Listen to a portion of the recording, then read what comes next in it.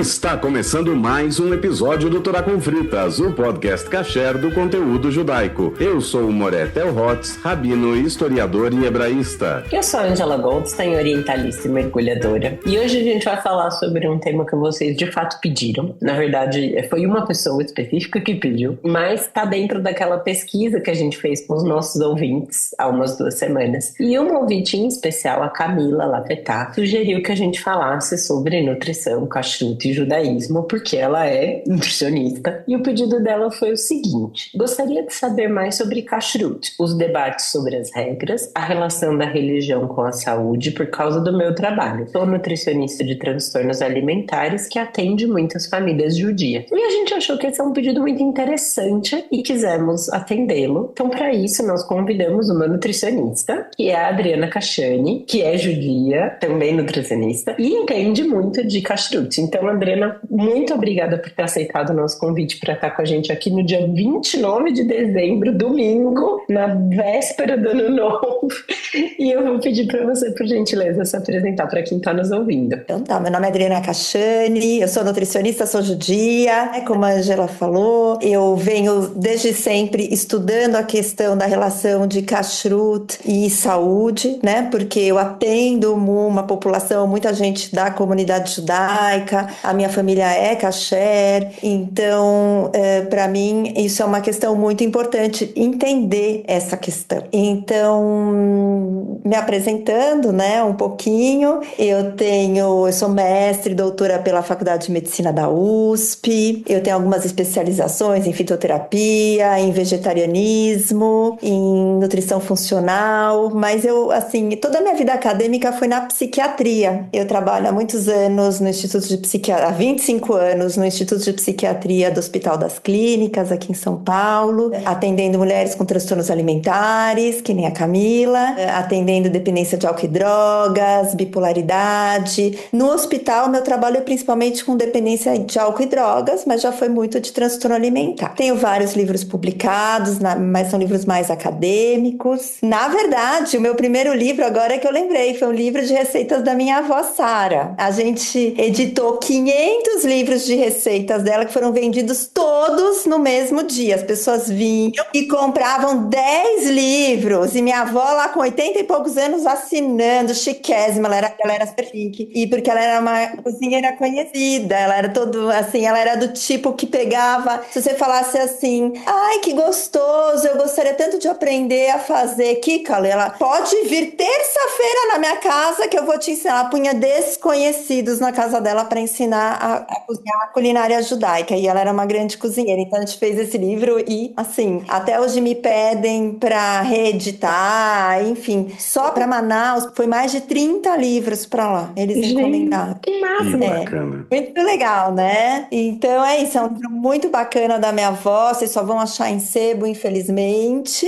mas se alguém quiser alguma receita eu posso mandar, é só me pedir, entrar no meu Instagram e me pedir, não tem problema nenhum. E eu trabalho hoje, eu desde pequena, desde que eu nasci, eu frequento a Casa Santa Luzia, porque eu ia com a minha avó ia todos os dias na Casa Santa Luzia, tanto que eles quiseram lançar o livro dela lá e não deu, por questões burocráticos mesmo, de código de barras, essas coisas, mas enfim, ela ia todos os dias, até o dia que ela morreu, ela ia lá todos os dias, ela morava nos Jardins e ia lá, e eu cresci lá na Casa Santa Luzia, então foi uma coisa quase que natural eu dar para eles não é uma supervisão, é uma consultoria sobre os assuntos judaicos. Então eu dou treinamento para os funcionários, todos os funcionários sabem tudo de judaísmo, eu sou responsável por treinar eles direitinho, eles sabem ver selo, eles sabem tudo. E eu indico fornecedores, kasher, tudo que é de kashrut, assim, na Casa Santa Luzia, eu ajudo eles, eu dou essa consultoria, é um trabalho bem bacana e eu me sinto ajudando muito a comunidade quando eu tô fazendo esse trabalho, eu adoro. Obrigada, inclusive foi na Casa Santa Luzia que eu conheci a Adriana no começo desse ano, num evento que o Museu Judaico fez perto de Pessa, então para eles apresentarem o cardápio e tal, eu vou aproveitar e fazer um agradecimento tardio a Marília Neustein, do Museu Judaico, que foi quem me convidou para esse evento quando eu conheci a Adriana, e gostei muito, comecei a acompanhar o trabalho dela pelas redes sociais depois desse dia lá na Santa Luzia, achei ela muito bacana, gostei muito do jeito como ela aborda a questão das comidas, da nutrição e tudo tudo mais, e aí não tinha outra pessoa pra gente chamar hoje pra falar sobre nutrição e kashrut. E eu só vou fazer um comentário pra quem tá nos ouvindo e não é de São Paulo. A Casa Santa Luzia é um supermercado que tem em São Paulo, só que existe uma diferença entre ao supermercado e ir à Casa Santa Luzia. Quem já foi sabe. É icônico, né? Não, é eles icônico. têm os produtos mais gostosos que você possa imaginar, assim, nas prateleiras de tudo, assim, né? Nossa, eu gosto muito de comer geleia. A prateleira de geleias deles é uma perdição, assim. É um empório com curadoria, né? É uma curadoria dos produtos. Realmente você encontra coisas que você não encontra em outros lugares. Realmente é muito específico, assim, a experiência de se ir na Casa Santa Luzia. Não, e o que é muito legal lá é que é ponto turístico. Vocês não sabem, eu que vou muito lá, né, a trabalho e fazer compras. Compro minhas compras semanais, eu faço lá. O que tem de estrangeiro lá que vai para conhecer. É ponto turístico. Tem um monte de gente que quer lançar um produto, vai lá para olhar a concorrência, porque eles têm tudo. É muito bacana. Exato, tudo deles é gostoso, né, de produção própria. Putz, assim, para quem vier a São Paulo, vale a pena de fato ir conhecer, porque é um lugar muito legal. Não, e agora a gente tá em Hanukkah, vocês não sabem o sonho, não tem sonhos iguais a deles. Não tem, não existe. Eles são do tamanho ideal, não são nem micro, que nem de padaria, nem aqueles grandões. Eles são, tipo assim, desse tamanho, que a gente come e fica bem. Duas mordidas, assim? Umas 4, 5 mordidas, e eu ajudei a desenvolver, a gente desenvolveu 7 sabores, e assim, são alucinantes, é muito gostoso. Ainda dá saindo daqui, eu já vou pra lá. Não, ainda dá tempo, qualquer época do ano, corram e compram, tão maravilhoso. E justo a minha perdição de doce, assim, eu gosto muito de doce, eu sou de uma família de pessoas que come muito doce. O meu marido, aliás, deixa eu só fazer esse disclaimer rapidamente, porque essa semana o Matheus Alexandre, que é um amigo nosso, publicou uma foto minha fazendo rabanada, um vídeo meu, na verdade, fazendo rabanada. Tem alguém que falou, olha lá, a esposa do Theo Rhodes. Gente, eu não sou casada com o Theo. Eu gosto muito do Theo, ele é meu amigo há muitos anos, mas eu sou casada com outra pessoa. Né? Mas eu só vou fazer esse disclaimer, eu sou casada com outra pessoa. E o meu marido é cearense. E ele, desde que a gente se conheceu, ele sabe que eu gosto muito de comer doce, e aí ele me chama de saraça. Eu nunca tinha ouvido falar dessa formiga aqui em São Paulo, não sei se é uma coisa mais do Nordeste, mas que é a formiga que mais vai no açúcar.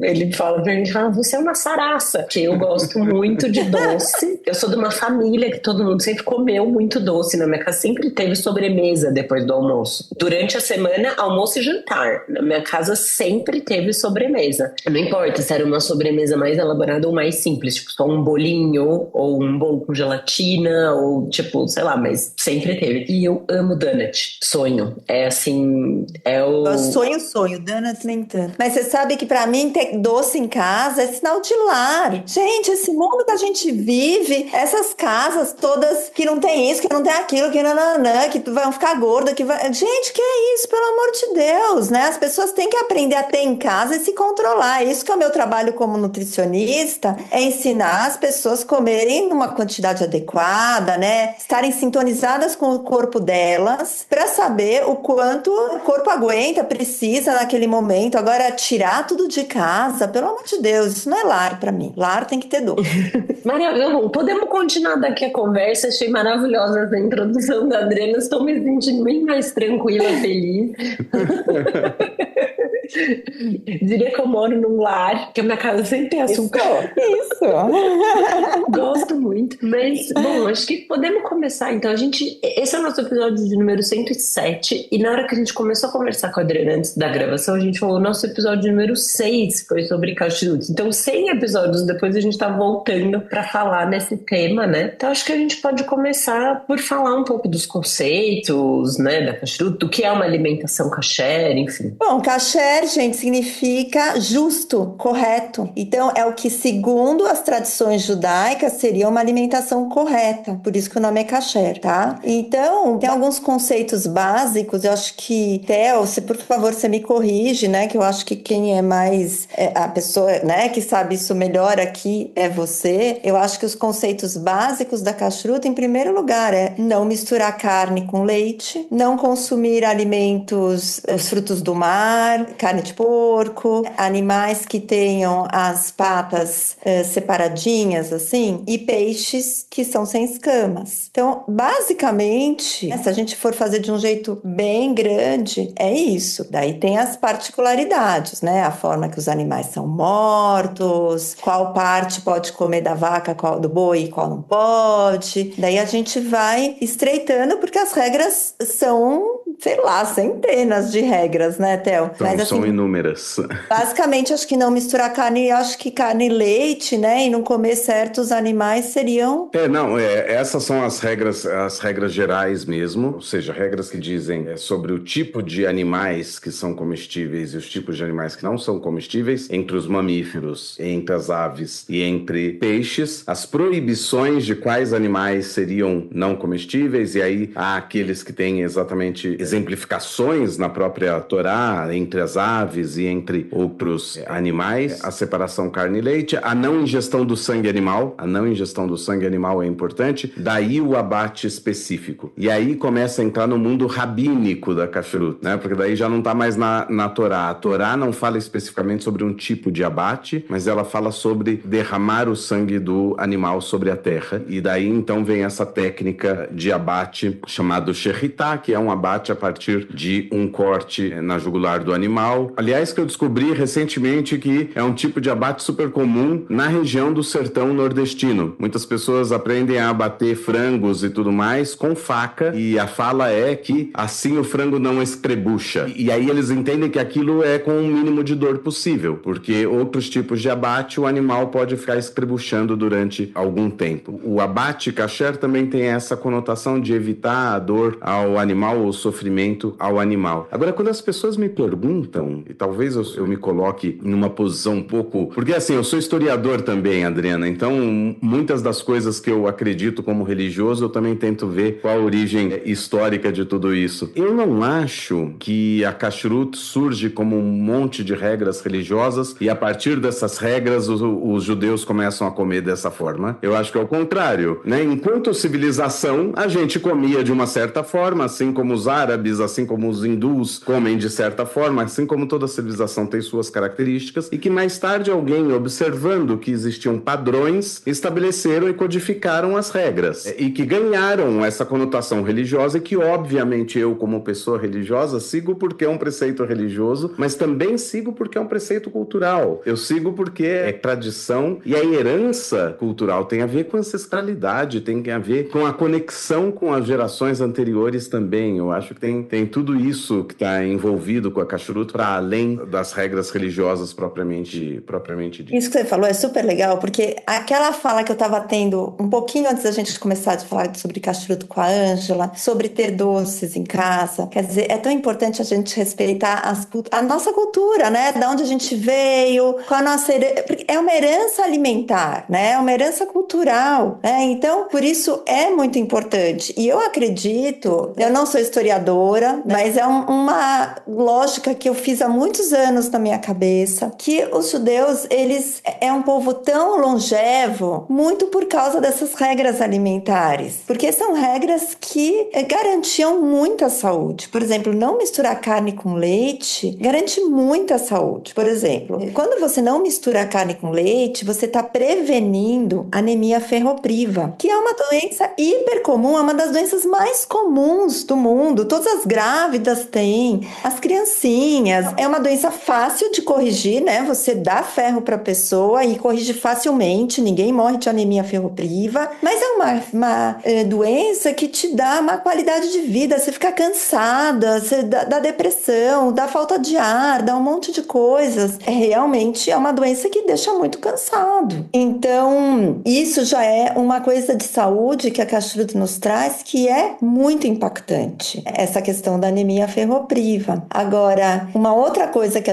você falou, que eu achei muito legal, não quis te interromper, que o animal é abatido sem dor. Então, a gente tem que lembrar que hoje em dia, comer comida kasher, ela vai além da religiosidade, porque tem muita gente hoje, o consumo de carne kasher, eu estava olhando outro dia, subiu muito no mundo. Tudo bem, os judeus aumentaram de número, como toda a população mundial, os judeus aumentaram de número. Tudo bem que ao meu redor, pelo menos, eu não tenho uma análise estatística, mas ao meu redor as pessoas ficaram mais religiosas. Tudo bem também. Mas a verdade é que o mundo de hoje, os jovens de hoje, judeus, não judeus, enfim, se preocupam muito com sustentabilidade, com questões éticas. E sabe-se que a forma de matar um animal para consumo kasher é uma forma mais ética e sustentável. Então, e não só isso também. Hoje em dia a gente tem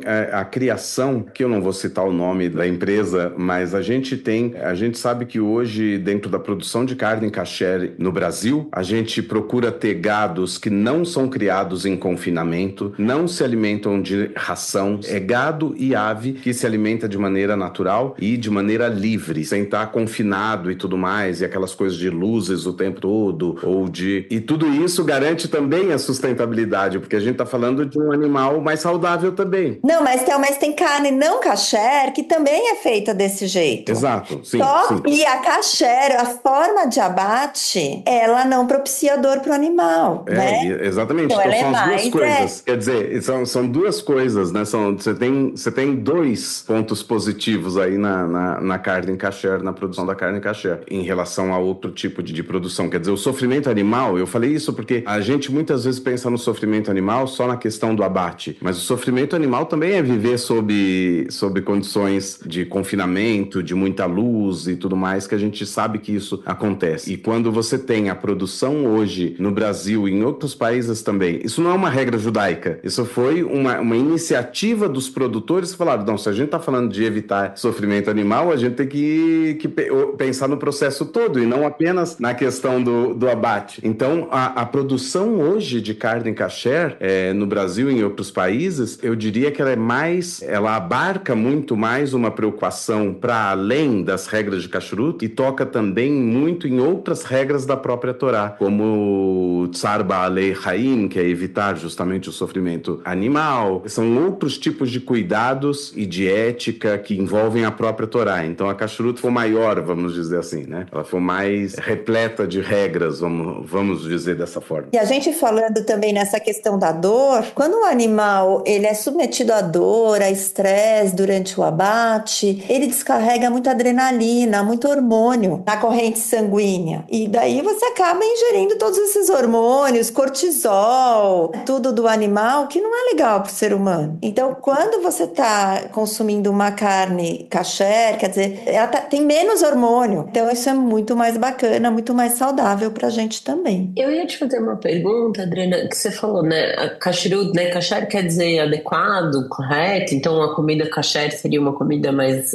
adequada, mais correta, né? E aí você mencionou a questão, né, de não misturar carne com leite e de ter um benefício, por exemplo, para a saúde, de não desenvolver essa anemia. De maneira geral, você diria que a comida kasher, ela é uma comida mais saudável em termos de alimentação? Olha, isso a gente já entra numa outra questão que eu queria muito discutir aqui, a gente aproveita e discute agora. Mas antes, deixa eu falar da mistura da carne com leite. Eu queria explicar melhor qual é essa questão da anemia ferropriva. O leite e derivados, né, de leite, eles têm cálcio e a carne ela tem ferro. Então, o que acontece? O cálcio compete com o ferro na hora de ser absorvido pelo corpo. Quando ele entra na corrente sanguínea, ele tem que ser absorvido pelas células. Eles têm sítios de ligação muito parecidos, só que o cálcio é mais forte e ele vai. E daí a gente não consegue absorver o ferro e por isso que dá anemia ferropriva. Agora, inclusive a gente já vai para mais uma regra, que daí o Theo também pode detalhar melhor, é que essa regra ela é tão importante na kashrut que tem um número de horas para você poder comer a carne depois que você comeu o leite. Então, por exemplo, não é assim, eu comi uma carne com arroz, feijão e daí almocei à 1h e às 3h eu quero comer um pudim de leite. Não pode na kashrut, né? Você tem um número de horas que você tem que esperar. E o que eu falei que as pessoas estão ficando, à minha volta, pelo menos mais religiosas, antigamente eram 3 horas, agora as pessoas próximas de mim já fazem 6 horas de um para o outro. Então, o que acontece? Esse número de horas é para ter garantia que a digestão já acabou, que você já pode agora comer leite. A digestão já tá zerada, não tem mais nada, você já teve o teu esvaziamento gástrico e daí não vai mais competir, então você pode comer de novo. Na verdade, os rabinos discutem muito qual é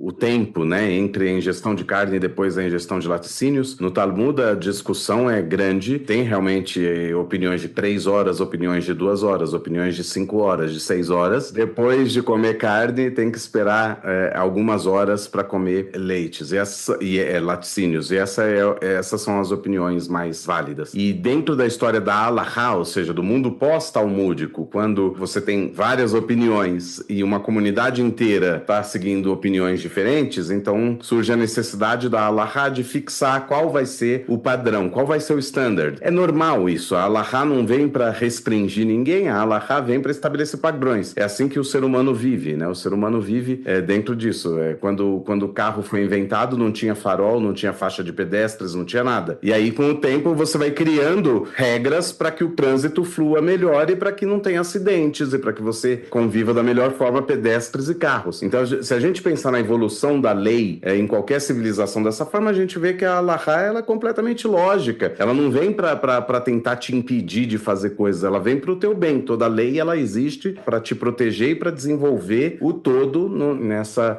vida. E aí, então, dentro dessas necessidades de se estabelecer padrões, primeiro a falar desses padrões como 6 horas foi justamente na Península Ibérica, na Idade Média, o Maimônides. Então isso surge com o Sefaradim, então é muito forte essa ideia das 6 horas. No centro da Europa, no mundo ali de Ashkenaz central, França, Alemanha e norte da Itália, ali se falava de 3 horas. E no leste europeu, os Ashkenazim do leste europeu também seguiam a opinião de 6 horas. Mais tarde, o Rabi Yosef Karo, que também é Sefaradi, escreve no Shulchan Aruch, no século XVI, estabelece 6 horas. E a partir daí, as 6 horas vão virar standard mesmo, embora existam comunidades de origem do centro da Europa que ainda sigam a opinião de 3 horas. E teve exceções na história, exceções muito pontuais, como a comunidade de Amsterdã que falava de 1 hora. Mas isso é muito minoritário e não existe praticamente esse... Não tem esvaziamento gástrico em 1 hora. Exato, não existe. Mas tudo leva a crer que a crença ali, ou que o pensamento lógico, a lógica por trás do estabelecimento, não era uma questão do esvaziamento gástrico, mas sim que aquela comunidade, aqueles rabinos, pensavam na ideia da boca. Desde a Idade Média, no mundo holandês, no mundo dos Países Baixos, existe técnicas de escovação de dente. Então eles acreditavam que a diferença de 6 horas ou de 5 horas era para evitar que ainda tivesse resquício de carne na boca, um fiapo de carne e assim por diante. Isso eles baseavam na questão inversa, que eu espero, quando eu ingiro carne, eu espero 6 horas pro laticínio, mas o contrário não é verdadeiro. Quando você ingere laticínios, segundo a Kashrut, você pode consumir carne quase que imediatamente. Algumas opinião sefaradi geralmente fala de meia hora, esperar meia hora, mas tem opiniões minoritárias e que falam de um copo d'água e uma bolacha, água e sal, pronto, já separou. Já zera e pode ingerir carne. Se essa fosse a lógica, aí então os holandeses têm no que se apoiar. Não é uma questão de esvaziamento gástrico, mas sim só uma questão do que está na boca. Mas não é o standard, nem de longe, né? A maioria das pessoas fica muito surpresa quando a gente fala que existiu essa opinião. E eu falo existiu porque hoje você não vai achar nenhum judeu holandês religioso que segue essa opinião. Ele vai seguir a opinião majoritária de 6 horas ou a de 3 horas. É isso. Agora, só esclarecendo, tá? Eu sou ashkenazi, eu sou casada com... Quer dizer, depois que casa, vira sefaradi, né? Mas eu sou... Isso é o que os separadim dizem. É verdade, eu falo pro meu marido, eu sou ashkenazi, eu que mando na casa, não é a mulher que manda, né? Não é a mulher que ensina a rezar, as coisas. Ainda mais uma nutricionista em sua própria cozinha, né, Adriana? Exato. Não, aqui muita desautorização. Não, o pior é que em pensa é esquema ashkenazi também, né? Mas, enfim, é mais difícil. Mas, agora, eu queria te responder ao que você me perguntou, se a alimentação kasher era mais saudável. Sabe o que eu falo muito hoje para os meus pacientes kasher? Na verdade, é que eu quero esclarecer para quem não é judeu e está ouvindo esse podcast, que a kashrut ela tem várias nuances, né? Você pode cada vez se aprofundar mais e ser mais e mais e mais kasher. E hoje existem pessoas que só comem coisas que têm selo kasher. Então, que foi o rabino que supervisionou aquele alimento e que pôs o selo, e tem vários selos, e tem gente que só segue um selo X, tem gente que só segue um selo Y. Então, acho legal deixar aqui explicado para quem não é judeu, para entender. Então, o que acontece? Como eu tenho essa formação em nutrição funcional, eu acredito muito na força da microbiota para a gente ter uma saúde física e mental, né? Para absorção de nutrientes e tudo. Paralelamente, a gente tem hoje um guia alimentar para a população brasileira, que foi um guia pioneiro, ele ficou famoso no mundo inteiro, que é um guia que ele separou os alimentos em alimentos in natura e minimamente processados, em alimentos processados e em alimentos ultraprocessados. E que isso tem a ver com kashrut? Tem a ver que as pessoas que são kasher no Brasil, tá? No Brasil e em outros países, eu acho que em exceção nos Estados Unidos, em Israel e na Inglaterra, onde a oferta de alimentos industrializados kasher é muito grande, todos os outros países, o que acontece? A alimentação kasher acaba sendo caseira. E aí ela é boa, né? E ela é boa para a microbiota, ela atende às exigências do guia alimentar para a população brasileira, quer dizer, ela é maravilhosa, gente. Então eu falo para os meus pacientes que são kasher que eles estão resguardados, porque eu vou no supermercado, que eu não sou kasher, né? Apesar da minha família ser bastante, tenho muita gente bem kasher, né? Meus sogros, cunhados, enfim, mas apesar, eu vou no supermercado e eu posso comprar o que eu quiser. E uma pessoa que é mais restrita não vai poder. Ela tá muito resguardada, a microbiota tá resguardada, a saúde não tem corante, não tem aditivos, não tem aromatizante, não tem nada.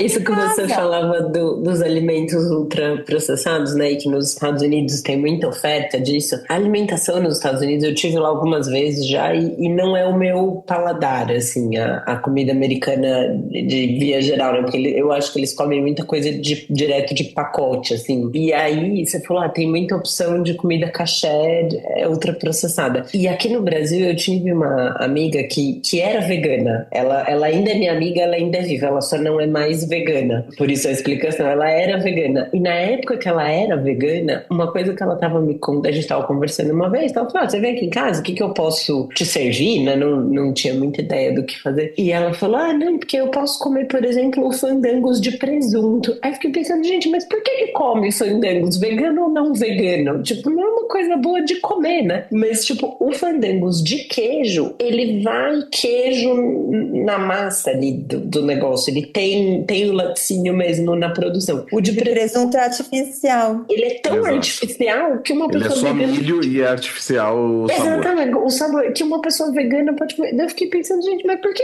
come? Né? Tipo... Não, mas isso é uma questão, é uma outra questão que nutricionistas discutem muito hoje, que tem tantos produtos industrializados veganos que se perdeu a essência do que é vegano. Você pode ser vegano e não saudável, né? Que eu acho que chega nesse ponto do kasher americano, que ele é kasher, mas ele é ruim. Ele é ruim, então perdeu essa essência, o vegano é isso. Mas apropriando o assunto de vegano, o que é muito legal é que, assim, dependendo do nível de kashrut, obviamente, sempre dependendo desse nível, da nuance, no meu Instagram, nos meus stories, Angela, você me segue, você já deve ter visto, eu sempre tenho produtinhos novos, tô provando isso, tô não sei o que lá. E quando é vegano, eu sempre coloco, atenção, kasher, quem é kasher pode comer este produto. Ele é vegano. De novo, dependendo da nuance, porque o que acontece? Tem gente que só vai comer o que tem selo, mas tem gente que fala, é vegano, porque os veganos, eles também são muito criteriosos, né? Não pode ter um traço de nada. Então, quem é um kasher lá entre o light e o ultra-ortodoxo, ortodoxo consegue comer esse alimento vegano.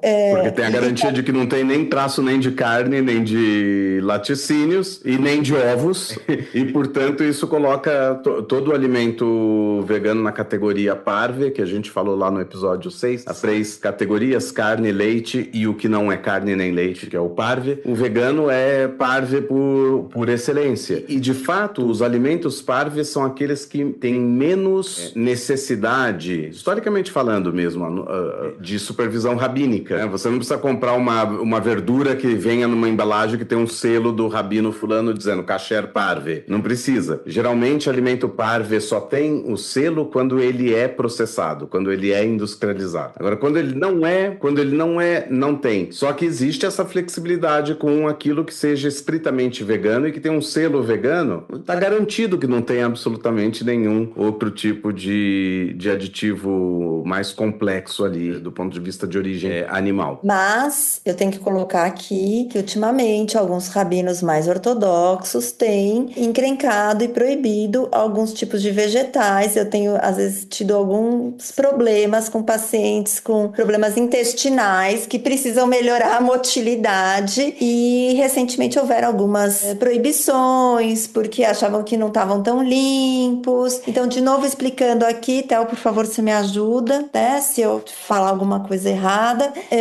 A gente, quando vai consumir algum tipo de folha, ela tem que estar muito supervisionada, tá? Muito. E para que não tenha nenhum bichinho, porque vamos pensar, a gente não pode comer nenhum... Tem regras de kasher para os bichos que a gente pode comer e para os bichos que a gente não pode comer. Então, pode ter algum bichinho dentro dessas folhagens que a gente ingira sem querer e que não poderia ser consumido, tá? Então, essa é a regra. Agora, levando para a saúde, que é o tema, né, do nosso papo, isso tem 2 consequências. A primeira, na verdade, não sei nem se é consequência a palavra certa, mas enfim. Em primeiro lugar, lavar direitinho os vegetais é uma coisa que todo mundo deveria fazer. Existem regras independentemente de kashrut ou não.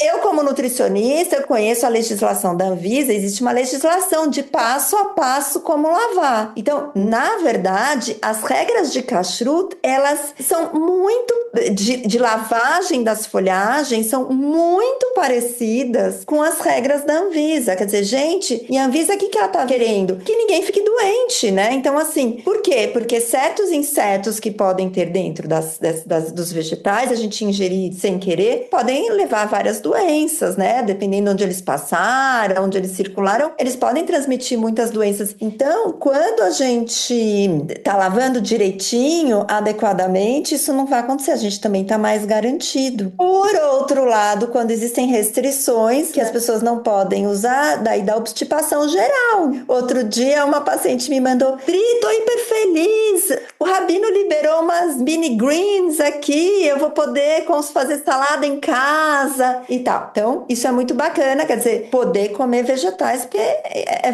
fundamental para a saúde, né? Uhum.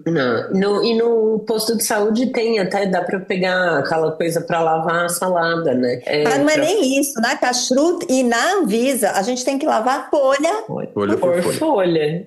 Eu lavo aqui em casa e daí eu seco naquela centrífuga. Né? Porque a gente, a maioria das pessoas, que a gente até recomenda para o dia a dia, né? Lavar, colocar na água com aquele, né? Com as gotinhas, né? Hídrico, ou com aquele, esqueci o nome, tem um nome comercial que é mais facilzinho de usar, e daí com o hipoclorito, né? De sódio, e daí você lava, e depois você lava de novo para tirar o hipoclorito. Então, isso é o que a gente faz normalmente, só que você não olha folha por folha, e a Anvisa pede para olhar folha por folha, e na kashrut também. Então, isso é saúde, tá? Mais uma vez, aí kashrut ganhando ponto, tá? Exatamente.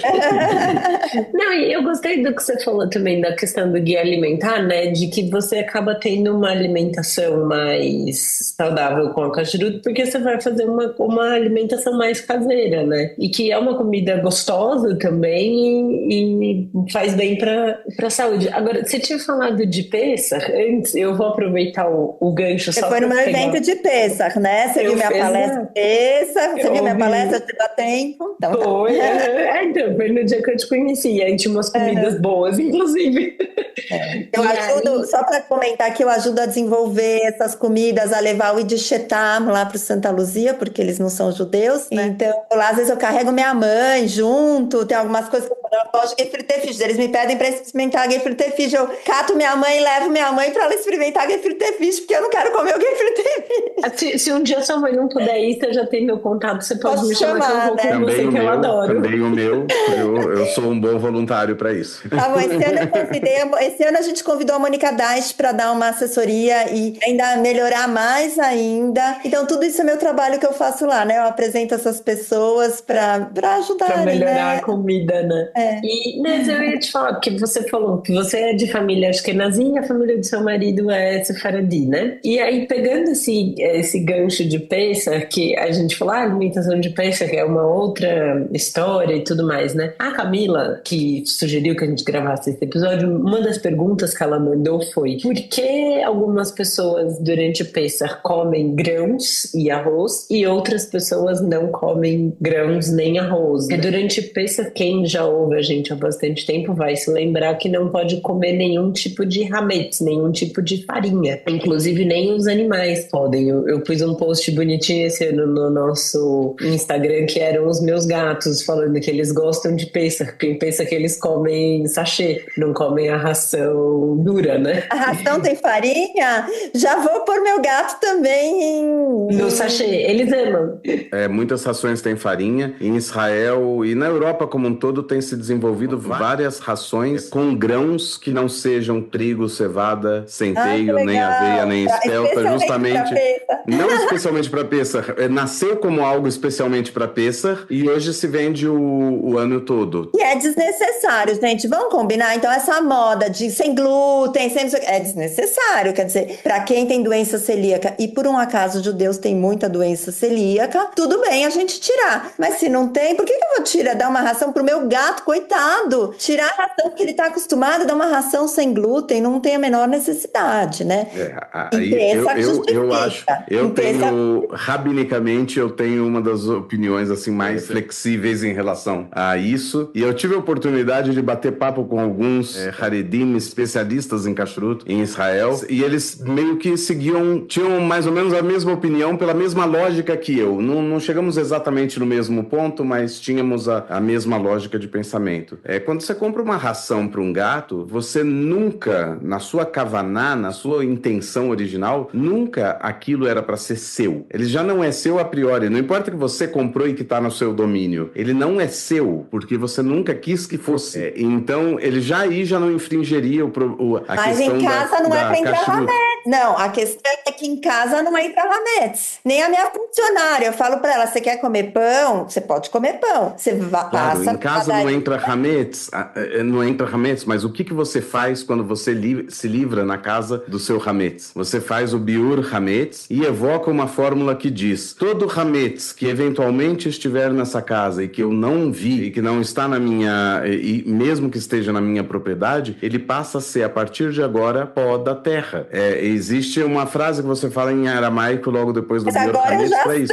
Que é a anulação, eu já sei que a ração do meu gato tem hametz, ferrou. Que é a anulação do hametz. Então, como ele nunca foi seu, então, a priori, ele já é pó da terra. Essa que é a lógica da observação. Agora, obviamente... A minha vida mudou, pré e pós esse podcast aqui. Porque assim, coitado, meu gato agora em Pesach não vai comer a ração dele. Muita gente fala, não, mas se não é para ter na propriedade, e eu tenho consciência de que ali é hametz, por isso se desenvolveu toda uma linha de rações não hametz para isso. O que eu disse é que para Pesach justifica, mas ao longo do ano não tem justificativa. Como para um ano também não tem justificativa, a não ser que você tenha uma doença no glúten, daí tudo bem. E aí, porque algumas pessoas, algumas tradições comem grãos, né, outros grãos, tipo milho e, enfim, arroz e tal, e algumas pessoas nem arroz comem, né,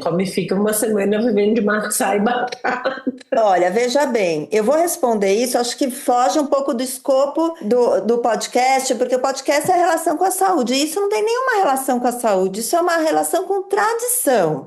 Por favor, de novo, me corrija se eu tiver errado. Não tem nada a ver com saúde, porque Pêssego não tem nada a ver com saúde. Pêssego é uma tradição de comer assim, assim, assado. Eu diria que em Pêssego o que existe é uma restrição alimentar. Na dieta kasher não é uma restrição alimentar, é uma codificação da dieta que se comia. É um modo de vida. Um modo de vida. Kasher é um modo de vida. Pêssego é uma restrição alimentar para aqueles dias. Então, o que acontece? Os judeus europeus costumavam guardar os farináceos deles em sacos muito parecidos com os dos cereais, né?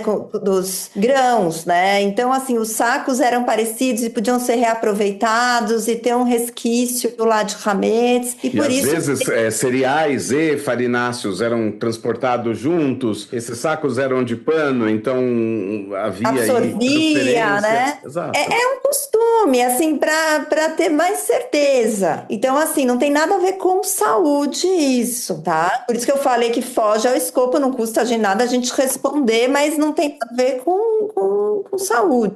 Não, mas tem a ver com, diria que tá no escopo, porque a gente tava falando da alimentação e a tradição entra muito, né? Mas os ashkenazim em geral podem comer grãos, né? Ou comem, né? Que podem. Não, ao contrário. Você fala os ashkenazim não comem. São 5 ou 7, Theo, que não podem. São 5 grãos. 5 grãos. A proibição de Pêssego é muito mais simples do que as pessoas acham que é. A proibição de Pêssego é 5 tipos de grãos que não podem ser ingeridos se fermentados: trigo, cevada, centeio, aveia e espelta. Do resto, pode-se comer. E se for fermentado e não for desses 5 grãos, também pode-se comer. Pão de queijo, pode comer. Ele fermenta, mas ele não é hametz, por definição. O vinho é uma bebida fermentada. E ele não só pode ser bebido em Pêssego, como ele deve ser bebido em Pêssego. Faz parte do rito mesmo. E a própria matzá, ela deve ser feita justamente desses 5 grãos. Só que ela não pode ser fermentada de jeito nenhum. É isso que caracteriza a matzá. A matzá é esses 5 grãos não fermentados, enquanto o hametz é esses 55 grãos fermentados. Essa que é a proibição. Cerveja, por exemplo, é não muito pode, drama para pouca coisa, né? Exatamente. Pêssego para mim, eu tiro de letra. Imagina, e qual o problema de não comer arroz numa semana, Angela? Come batata, come nhoque de batata feito com fécula de batata, faz bolo com fécula de... Eu amo Pêssego. Dá pra fazer um monte de coisa boa. Um monte, muita comida boa. É um arraso, Pêssego. A Ângela que gosta de doces, faz quindim pra Pêssego. Tem cada coisa legal em Pêssego, nossa. Eu aprendi a fazer uma mousse de cupuaçu também pra Pêssego, que é bom. Maravilha. Você falou de bebida de vinho, eu queria falar do vinho, posso? Pode, claro. Então tá, voltando à saúde, tá? Então assim, eu no começo da live, quando eu me apresentei, eu falei que eu sou muito ligada à saúde mental, que trabalho há 25 anos no Hospital das Clínicas, na psiquiatria do Hospital das Clínicas, e apesar de trabalhar muito com transtorno alimentar, eu trabalho numa clínica enorme, muito conhecida de transtornos alimentares, mas eu coordeno desde sempre a equipe de tratamento de dependência de álcool e drogas. Então, eu estudo meu mestrado em álcool e TPM, mas enfim, tive que estudar muito álcool. E nesses meus estudos, né, ao longo desses 25 anos de álcool, uma coisa que está muito claro na literatura científica é que povos que usam a bebida alcoólica para rituais estão mais protegidos da dependência de álcool. Então, assim, não estou dizendo que não tem judeus alcoolistas, não é isso que eu estou dizendo, pelo amor de Deus, porque é um povo como qualquer outro e tem de tudo, né? Tá isso pode para falar que tem todos os tipos de judeus no mundo, né? Enfim, para quem não sabe, é uma festa que a gente celebra os 4 tipos de judeus que tem, os que fazem boas ações, os que não fazem, os que seguem rituais, os que não seguem. Assim, são pessoas como todas as outras do mundo. Tem judeus que são alcoolistas, lógico. Mas eu queria deixar aqui marcado que religiões que usam bebida alcoólica, o vinho, de forma ritualizada, está mais protegido do alcoolismo. E isso é muito bacana. Né? Acho que tem uma... Saúde mental. Muito, né? Porque tem um horário que isso é permitido, talvez. Não, um horário, um momento, né? Em que isso é permitido. Não, é porque é colocado colocado como... Não, é porque é colocado como sagrado. Então, por exemplo, o vinho é sagrado, antes de você beber, você tem que fazer uma bênção, agradecer aquele vinho. E outra coisa, não é qualquer vinho, né? Vinho kasher tem 1000 coisas. Tem que ser uma vinícola que só tenha, não sei, parreiras, tem que ter ano sabático na plantação. Quer dizer, tem que dar um dízimo daquela plantação, tem que jogar fora 10% da produção de vinho tem que ser jogada fora. Então, quer dizer, o vinho kasher, coisa muito sagrada da religião judaica. E aí, justamente por ser sagrado, também você não coloca em momentos não sagrados, ou seja, você não profana esse uso. Então, o uso é menos comum. Muita gente diz isso também sobre a kashrut, como a kashrut acaba, apesar de ter tantas regras sobre a carne, ela acaba fazendo com que muita gente que siga a kashrut coma menos carne. Ela come carne em quantidade suficiente, no final das contas, e numa quantidade saudável, e não numa quantidade exagerada. Então, isso também é interessante notar como várias das regras de kashrut vão trazendo essa ideia de um equilíbrio. O que tem a ver com várias dietas tradicionais de outras civilizações que também tenham características rituais ou sagradas. A gente vê isso com a nutrição hindu, a gente vê isso com todos esses povos que a comida passa também pela esfera do sagrado e não só pela esfera do profano necessariamente. A relação com a comida também se dá de uma maneira mais equilibrada e, portanto, saudável também. Isso que você falou, Theo, é muito legal. Posso acrescentar mais? É engraçado porque, assim, tem gente no meu consultório, né, que é kasher, e eu falo, porque, assim, pra mim, leite é muito importante, independente da discussão. Não vou entrar aqui na discussão se é inflamatório, se não é, intolerância à lactose, não tem nada a ver. Isso são situações específicas, enfim, que eu vou discutir numa outra live ou no meu consultório.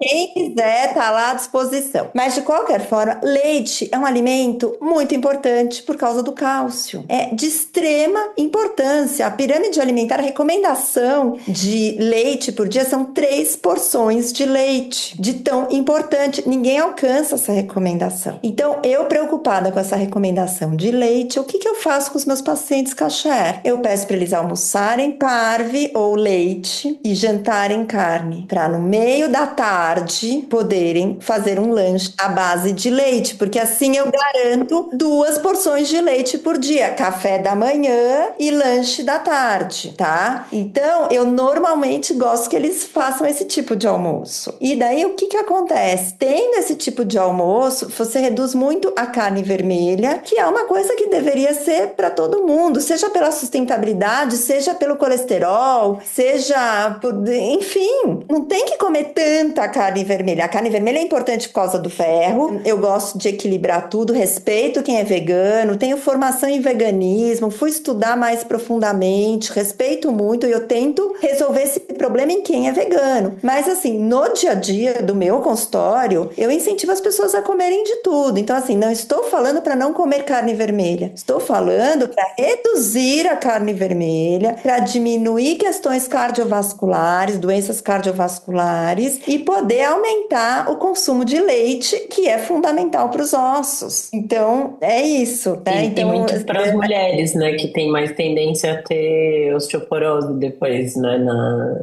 velhice. E quem não é kasher, eu não dou essa orientação. Então, eu acabo dando uma orientação mais saudável, no fim das contas, para quem é kasher, porque eu quero que consuma leite à tarde. É isso, é curioso. E uma pergunta ainda que a gente, aqui no âmbito da saúde, Adriana, e das festas judaicas, né? A gente tem 2 festas judaicas que me ocorrem. Uma não é uma festa, a outra é. Mas que tem jejuns, né? Yom Kippur não chega a ser uma festa. É uma comemoração. Não é comemoração. É um feriado, né? É um feriado, mas não é festivo. E a outra é a festa de Purim, que tem o jejum de Esther ali, acho que logo antes da festa. Então são pelo menos dois feriados judaicos. Nossa, tem um monte, tem Tisha B'Av, tem de Gedalia, tem, né? Quantos jejuns? Tem vários. Não, uns 9. Seis jejuns fixos, salvo engano. Gedalia, Sarabetevet, Shvasar Betamuz. Não, tem o jejum dos primogênitos antes de Pesach. São 7. E aí, Kippur e Tisha B'Av. E o de Esther, antigamente, quando eu era pequena, só as Esthers jejuavam. E eu falava, coitada, a mãe dela chamou ela de Esther, ela vai ter que jejuar. E eu, não, eu sou Judith, eu não preciso jejuar. Mas assim, hoje em dia todo mundo jejua, né? Todo mundo, quer dizer, quem jejua, né? Não depende do nome. Mas ele é visto como um jejum importante. Exato, né? Então, do mesmo jeito que a gente associa muitas festas com a comida, né?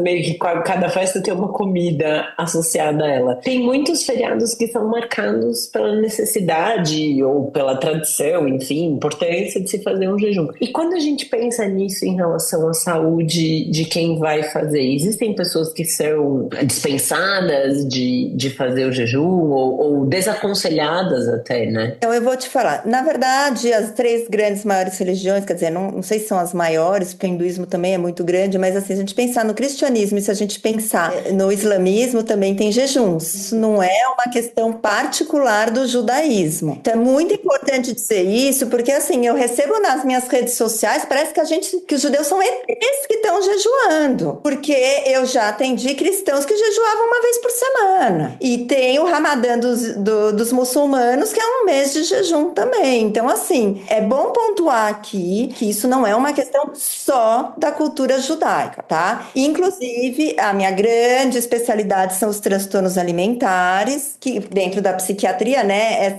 é a doença mental mais relacionada à alimentação. Por isso eu trabalho nessa clínica de transtornos alimentares. O que acontece? Uma vez eu atendi um rapaz muçulmano e com anorexia nervosa. E eu sempre vou pegar a história, né, como tudo começou, tararara, e ele falou, ele era jovem, ele tinha uns 15, 16 anos na época. Ele falou pra mim, eu fui fazer o Ramadã e eu vi que eu conseguia ficar sem comer. Eu sempre quis ser magro e eu vi que eu conseguia ficar o dia inteiro sem comer. Então eu comecei a estender e desenvolveu um transtorno. E desenvolveu anorexia nervosa. Quer dizer, isso não é particular do judaísmo. É muito importante, gente, que isso fique claro aqui, para as pessoas notarem que nós somos ETs, não somos, tá? Então, o que acontece? Não, é verdade. Assim, uma pessoa com transtorno alimentar, tudo que ele mais quer é ter um feriado judaico para jejuar, né? Óbvio. Aí tem a desculpa, tá permitido fazer o jejum, a não ser que a pessoa esteja querendo se tratar, o que normalmente é difícil, normalmente tá lá meio forçado pela família no tratamento. Mas o que acontece? Eu sento com o médico e a gente coloca limites. Às vezes aparecem pessoas muito ortodoxas. Já veio uma pessoa que me veio com um rabino ortodoxo na minha consulta para ele discutir comigo como seria esse jejum. E o jejum de quem não pode jejuar por anorexia nervosa não é diferente do jejum de outras pessoas que têm doenças.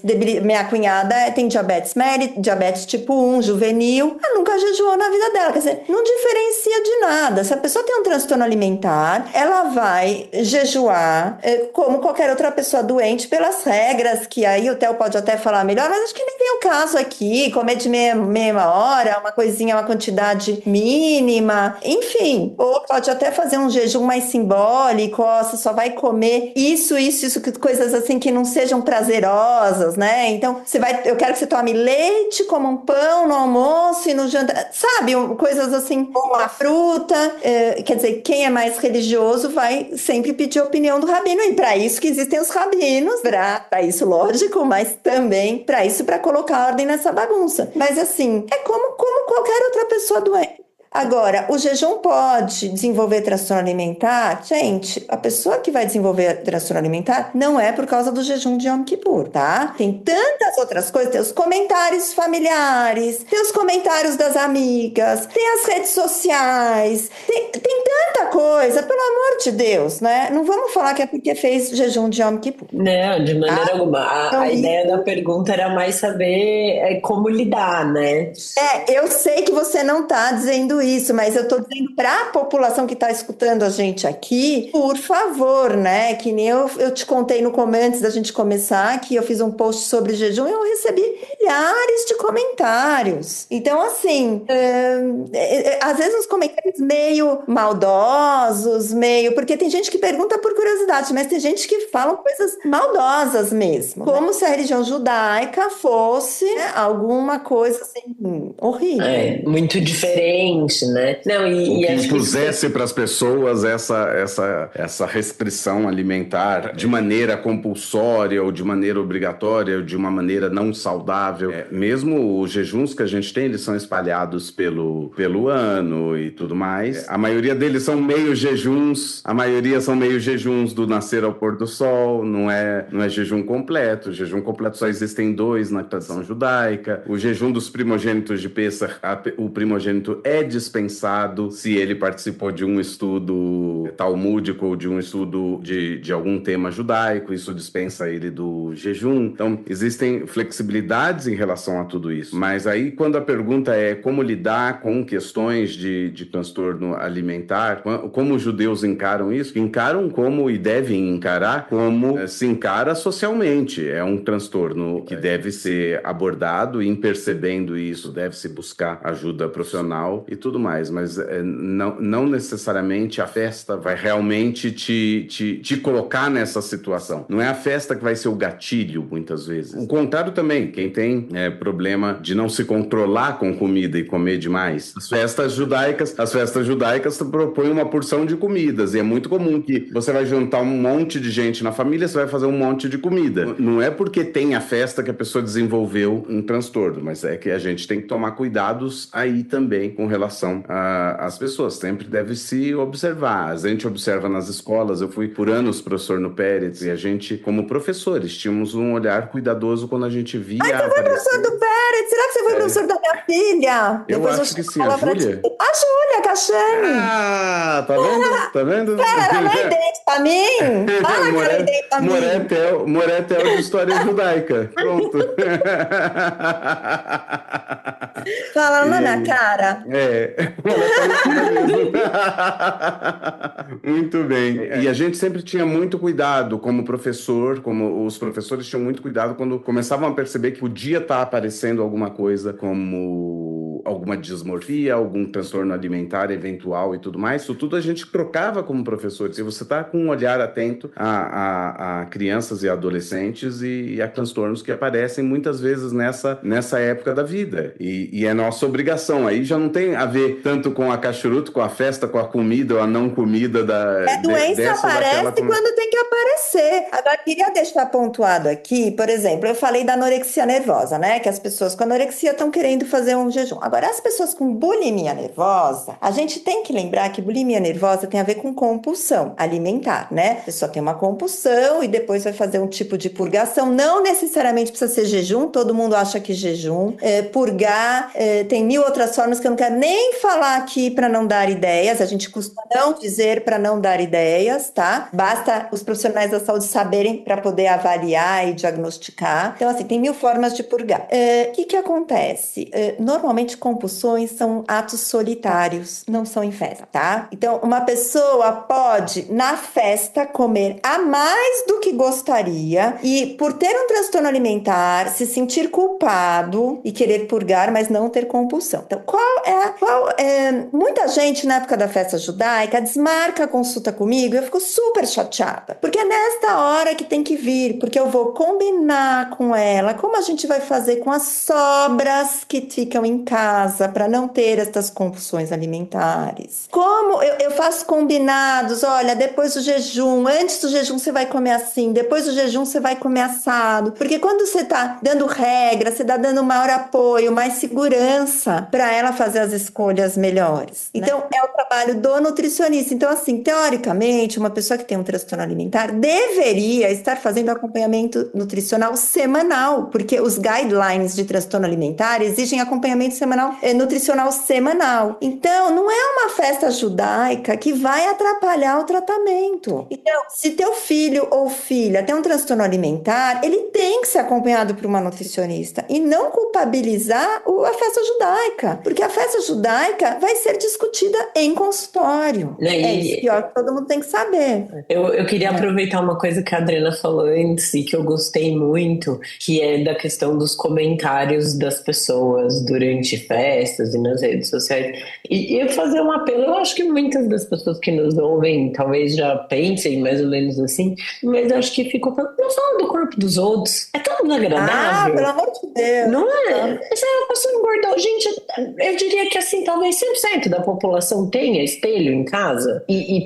Ou mesmo que não tenha espelho, na hora que você veste uma calça, você percebe se ela tá mais justa ou mais folgadinha, né? A pessoa que emagreceu, que engordou, ela sabe, né? E não necessariamente emagrecer é uma coisa boa e engordar é uma coisa ruim. Então, assim, só não comenta do corpo dos outros. É tão desagradável. Isso não só na festa judaica, né? Nas cristãs também. Na vida. Natal, Ano Novo, não é para comentar, né? Cada um cuida do seu corpo, vamos avaliar na consulta nutricional se necessário, né? E às vezes a pessoa tá magra e tá doente. Pois é, não tá bem, né? Ela justamente ela emagreceu porque ela não tá bem. Tá bem, ou tá gordinha, tá feliz da vida, os exames estão ok, tá tudo bem, né?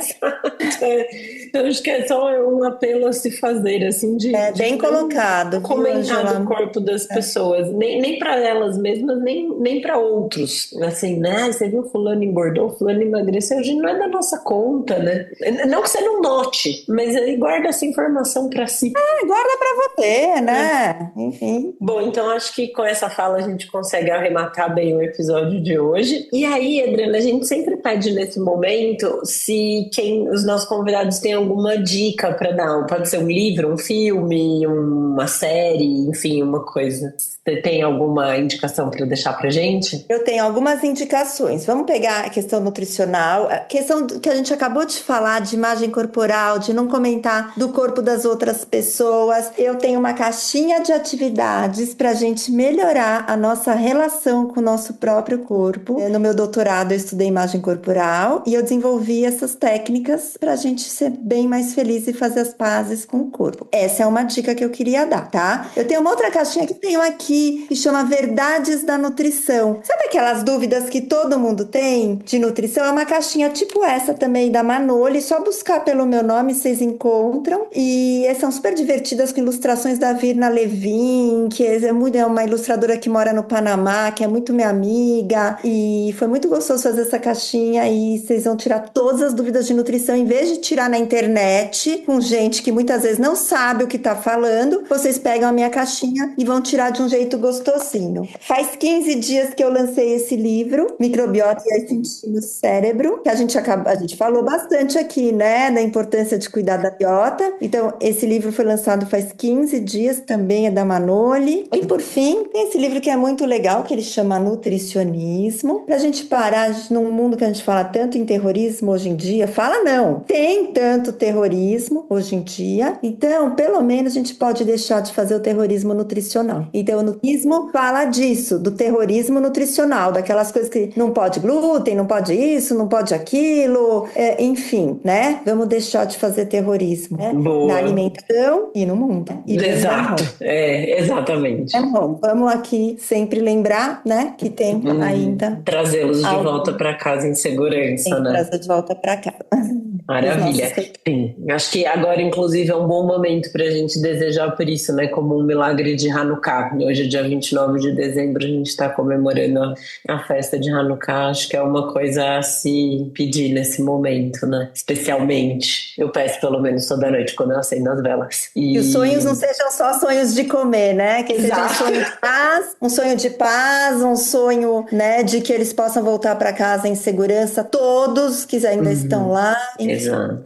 Maravilha. Adriana, queria te agradecer muito por você ter aceitado o nosso convite e vir participar. Achei que foi uma conversa incrível. E então, tenha sido muito bem-vinda. Fique um convite para voltar novamente. Quando sim, você só quiser. Me chamar que eu já tô aqui, tá? Me chame, que eu adorei conversar, conhecer você, conversar com o Theo, que foi professor da minha filha. Eu fiquei super feliz de saber que ele foi professor da filha. E é muito bom. Né? Muito bom. Sempre que vocês quiserem, eu tô à disposição. E Adriana, eu vou te perguntar, se alguém que estiver nos ouvindo quiser marcar uma consulta com você, quiser te conhecer, como a pessoa pode fazer isso? Olha, eu acho que a melhor forma de te conhecer é olhar o meu trabalho no Instagram, que é @NutriCachane, que é o meu sobrenome, Cachane, tudo junto. Lá tem o telefone do meu consultório. Mas, de qualquer forma, eu deixo aqui o telefone do meu consultório, que é 11, que é São Paulo, 3511-3888. E é isso. Mas podem me mandar mensagens pelo direct, que eu respondo todo mundo. Eu adoro essa interação com o público. Podem me mandar mensagem. Maravilha, pode deixar. A gente vai colocar na descrição do episódio também a arroba do Instagram e o telefone do consultório. Então é isso. Muito obrigada, Adriana. Foi um prazer estar aqui com você. E um ótimo ano novo. Obrigada. Você também. Obrigada. Então a gente encerra por aqui mais um episódio de hoje do Torá com Fritas. Lembrando que vocês podem entrar em contato com a gente através do nosso e-mail, que é o toracomfritas@gmail.com. O nosso Instagram é @toracomfritas. Vocês podem nos seguir no Twitter, @toracomfritas. Para não perder nenhum episódio, assina o nosso feed no seu tocador de podcasts preferido. Eu sou a Angela Goldstein, junto com o Theo Rods, idealizadora e apresentadora do Torá com Fritas. O Alu é o nosso editor de som e intérprete da nossa música de abertura. Para entrar em contato com ele é só procurar no Instagram pelo @aludesempre ou @aluproduto. E a nossa identidade visual é da Maia Batalha. Muito obrigada a todo mundo que ficou com a gente até agora.